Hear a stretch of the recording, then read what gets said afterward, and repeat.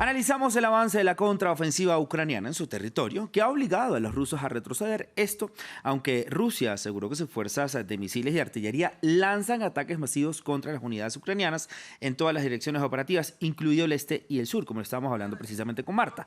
El Kremlin informa de estos ataques después de que Ucrania dijera que recuperó unos 6.000 kilómetros cuadrados en territorios ocupados, según el presidente Volodymyr Zelensky, y luego de que las tropas rusas también se retiraran de prácticamente toda la región de Kharkiv en el este del país. ¿A qué se debe todo este éxito ucraniano y la confianza de las últimas semanas? Pues se lo preguntamos a nuestra primera invitada. Ella es ya de la casa, Susana Mangana, profesora e investigadora del Instituto de Derechos Humanos de la Universidad Deusto Bilbao. Susana, qué gusto tenerla nuevamente con nosotros esta mañana de martes aquí en Directo América de France 24. ¿A qué se debe entonces este avance exitoso de la contraofensiva ucraniana?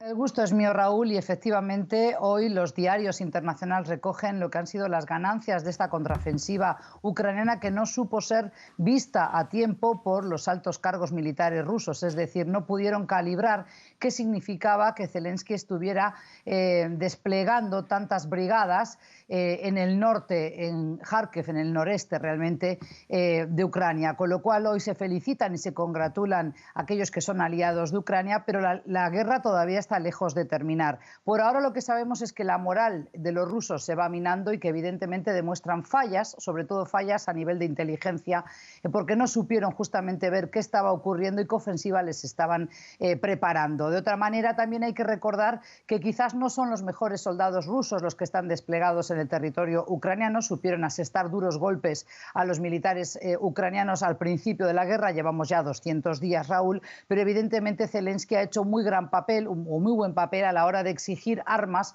a Occidente, y no podemos tampoco soslayar la importancia que ha tenido en la contraofensiva ucraniana los servicios de inteligencia, sobre todo de Estados Unidos, que han logrado ofrecer a Zelensky y a sus tropas información vital de los puntos débiles de los soldados y de los militares rusos, sobre todo porque han golpeado en zonas como Izium, que son parte del suministro vital de las tropas rusas. Por otro lado, también la contraofensiva ucraniana lo que ha sabido manejar muy bien es las armas combinadas, es decir, los tanques, la infantería y la artillería pesada, junto con ese servicio de inteligencia estadounidense que le ha brindado información muy útil para poder asestar ese golpe a unas tropas muy débiles por parte de Rusia. No eran suficientes hombres desplegados en Kharkiv y tampoco en Gerson, que son las dos líneas de la contraofensiva de Ucrania que todavía continúa por estas horas. Susana, hablemos de este papel principal, no protagonista, que han jugado las armas que le ha entregado Occidente a Ucrania. Sin estas armas es casi, o se ve, digamos, prácticamente imposible que Ucrania haya tenido tanto éxito en esta contraofensiva en su defensa.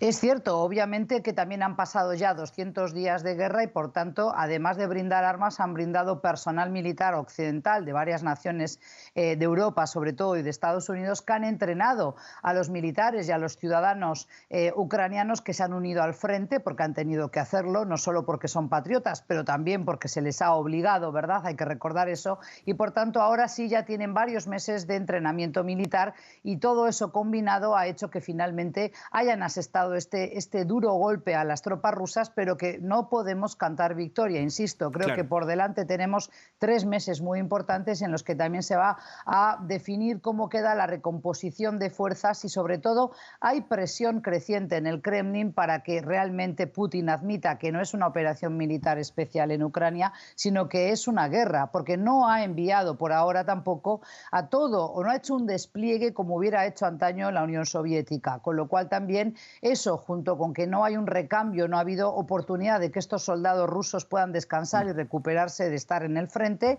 bueno, pues evidentemente han hecho que por ahora haya una victoria, pero vamos a ser cautelosos. Es una victoria han recuperado 70 kilómetros, pero Zelensky sabe que se le viene el invierno y condiciones muy duras para sus militares. Eso le quería preguntar, Susana, ¿por qué Rusia, digamos, no termina de endurecer este ataque? Porque evidentemente, militarmente, Rusia tiene una amplitud sobre Ucrania. ¿Por qué no terminan, digamos, de hacerlo con toda la artillería que tienen?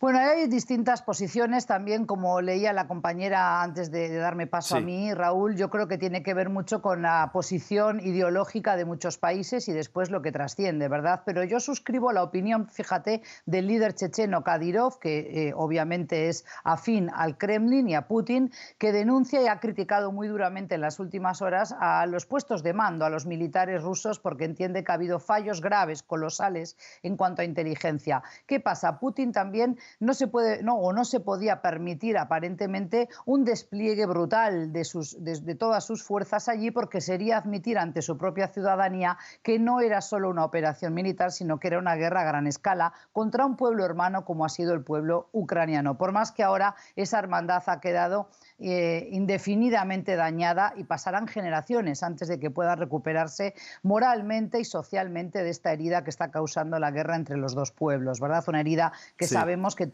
luego tarda mucho en cicatrizar, Raúl. Susana, hay una cosa muy importante que quiero hablar contigo y es evidentemente esta confianza, ¿no? Y este crecimiento que ha tenido en las tropas ucranianas y sobre todo el presidente Zelensky. Lo vimos en el Día Nacional de Ucrania diciendo, y en el Día de la Bandera Ucraniana, diciendo que la bandera de Ucrania iba a ondear nuevamente en los territorios ocupados. Incluso habló sobre la importancia de recuperar la península de Crimea.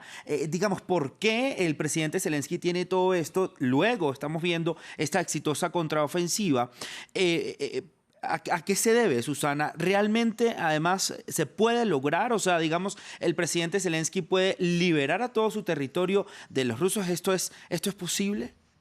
A ver, evidentemente otra vez aquí hay distintas opiniones. Si uno le pregunta a los rusos te dirá que la contraofensiva no ha sido tan importante como están indicando la prensa, sobre todo occidental, que se hace eco de las declaraciones de Zelensky, que realmente ellos lo que han decidido es replegarse hacia el Donbass, ¿no? Hacia la región donde tienen las dos repúblicas separatistas, ¿no? Lugansk y Lugansk, pero no es así, ¿verdad? No necesariamente tenemos que creer todo lo que se nos dice. Claro. En el caso de Zelensky ocurre lo mismo. Él tiene el deseo, pero es que es un hombre que llegó a presidente sin demasiados apoyos. Un actor muy bueno, sí, sobre todo un comediante, que se había creído el propio papel de presidente que llevaba adelante en aquella serie, que le sirvió mucho para saber comunicar, sobre todo durante toda esta guerra. Lo que ha sido es un gran publicista, sobre todo ha sabido encarar a los gobiernos occidentales y exigir que lo ayuden, que se posicionen rápidamente o con él o a favor de Putin, y en ese sentido ha sabido reunir a toda la ciudadanía ucraniana,